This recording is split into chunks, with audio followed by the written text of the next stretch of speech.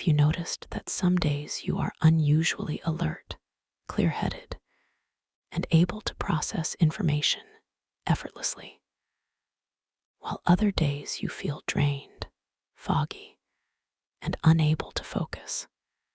One morning, you read a news article and understand it in a few minutes. The next, you struggle to get through a paragraph. One week, you breeze through study sessions and conversations at work. Another week, you find it almost impossible to concentrate. That inconsistency is maddening because it often has nothing to do with how much you worked the day before. Neuroscience offers a clearer picture. Your brain uses internal self-regulation systems, feedback loops that control alertness and fatigue.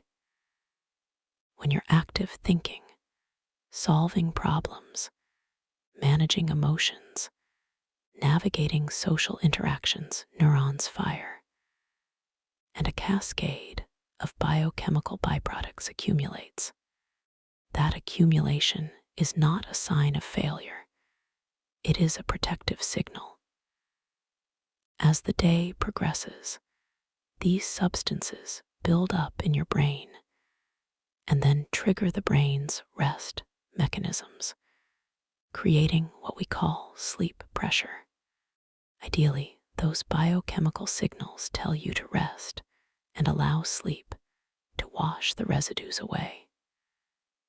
During deep sleep, cerebrospinal fluid shifts around neuronal tissue and clears metabolic byproducts, enabling fresh cognitive function the next day. But modern habits can interrupt that cycle.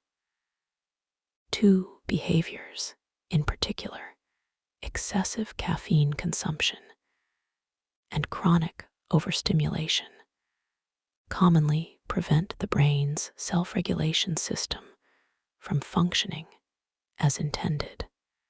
They create a vicious loop where you feel tired, you force wakefulness, and your brain never completes the restorative job it needs to do. Caffeine is a potent psychoactive substance. It blocks adenosine receptors, which are part of the mechanism that lets your brain sense fatigue. When you drink coffee to power through tiredness, you artificially mask that signal. The night then suffers. Caffeine taken late or in large quantities fragments sleep, shortens deep sleep phases, and reduces sleep quality. In the morning, you wake with less restoration, so you drink more caffeine, and the cycle repeats. Clinicians see this pattern all day. Clients arrive exhausted, anxious, and dependent on stimulants that perpetuate their problem. The other major contributor is overstimulation, constantly scanning social feeds, checking messages, switching between media platforms, and trying to track multiple streams of information keeps the brain's alert circuitry chronically engaged. That perpetual checking creates tiny dopamine hits and short-lived relief, enough reward to encourage repetition. Over time, you become more easily aroused, more distracted, and less able to sustain deep focus. The result is a steady background fatigue that feels inexplicable because the day's explicit workload may not have been heavy. Instead, the nervous system has been taxed by relentless inputs. Understanding the underlying neurobiology points to practical solutions. First, respect sleep as the essential cleanup process it is. Sleep pressure is built through waking experiences and discharged during sleep, especially deep non-REM phases. If you regularly skip or fragment sleep, the brain does not get its cleaning cycle. The biochemical waste accumulates and reduces cognitive clarity, emotional regulation, and impulse control. Sleep is not optional maintenance. It is the brain's housekeeping shift. Second, treat stimulants tactically. Moderate caffeine earlier in the day and avoid it in the late afternoon and evening. If you're dependent on daytime caffeine to hide chronic tiredness, use a taper rather than abrupt removal. A gradual reduction helps your brain resensitize to natural sleep signals and reduces rebound sleepiness. Notice the difference in sleep onset time, depth of sleep, and morning alertness when you reduce intake. Small changes often produce outsized improvements. Third, manage stimulation intentionally. Digital hygiene is not a moral stance. It's an engineering fix. Set predictable windows for email and social media, and keep long, uninterrupted blocks for deep work. Turn off non-essential notifications. Use Do Not Disturb during focus time, and create a pre-sleep ritual that excludes screens. Micro-awakenings caused by nighttime notifications degrade sleep architecture and accumulate into chronic fatigue. You don't lose anything consequential by stepping away from a feed for an hour. You gain mental space and better recovery. There are many immediate strategies that help. Establish a consistent sleep schedule. Go to bed and wake at similar times every day to anchor circadian rhythms. Create a wind-down routine that signals the brain it's time to rest. Dim lights.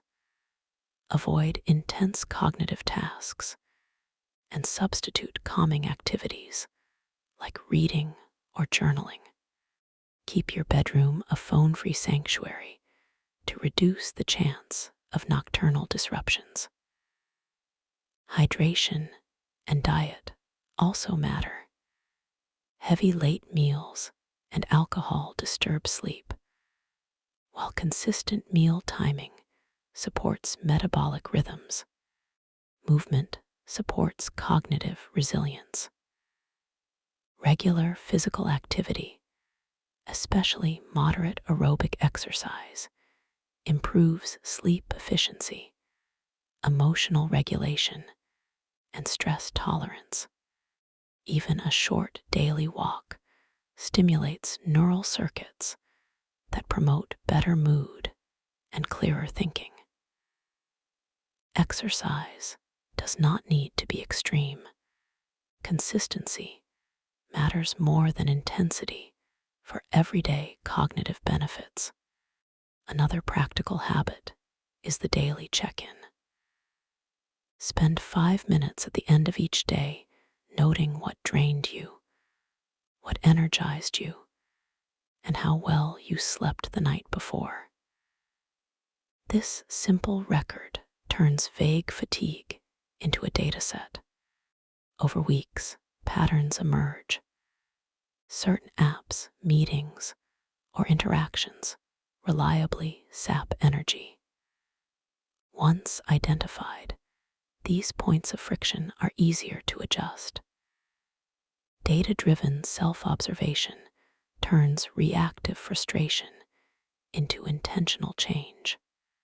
If you are always on because of social or professional expectations, set gentle boundaries. Let colleagues and friends Know your preferred response windows. Mute non-essential group chats during work blocks. Schedule decompression rituals after emotionally taxing interactions, brief walks, deep breathing, or speaking with a supportive friend. Emotional labor consumes cognitive resources. Plan restoration time after significant social or professional demand. Reframe fatigue as a signal rather than a character flaw. The brain warns you before systems overload. Pay attention. When you respond to fatigue with more stimulation, you compound the problem. Instead, answer the signal with restorative practices, sleep, reduced stimulant intake, digital boundaries, movement, and structured rest. These responses are not indulgent. They are optimizations that allow higher, sustained performance and greater well-being. If lifestyle adjustments don't resolve persistent fatigue, seek professional evaluation. Chronic tiredness can be a symptom of treatable medical conditions, sleep apnea, thyroid imbalance, depression, or other medical issues. A clinician can assess sleep architecture, recommend tests, and provide targeted therapies such as cognitive behavioral therapy for insomnia or other interventions. Don't normalize exhaustion as if it is an inevitable cost of modern life. Many causes are diagnosable and remediable. Try a short experiment to test these ideas. For 7 days, reduce caffeine intake by half and institute a screen curfew 1 hour before bed. Place your phone in another room overnight. Keep a simple sleep journal tracking sleep duration, time to fall asleep, night awakenings, and morning alertness. At the end of the week, compare notes. Many people are surprised at how quickly their brain recalibrates when freed from chronic stimulation and late stimulants.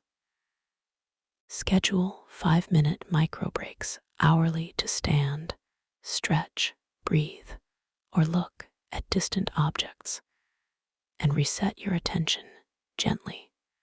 Short, intentional pauses reduce muscle tension, interrupt stress cascades, and help you return to work with clearer focus.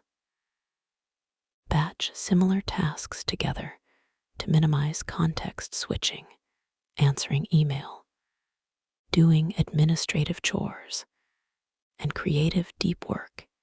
Each require different cognitive modes.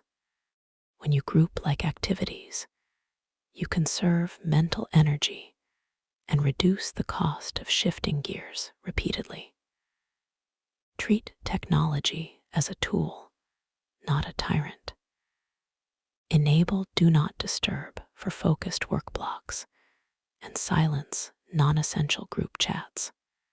Step away from screens before bedtime and place your phone outside the bedroom to avoid micro-awakenings during the night. Create soft boundaries with colleagues and friends about response windows. Most messages can wait until a scheduled time. Protect portions of your day for uninterrupted attention and schedule recovery time after emotionally demanding meetings.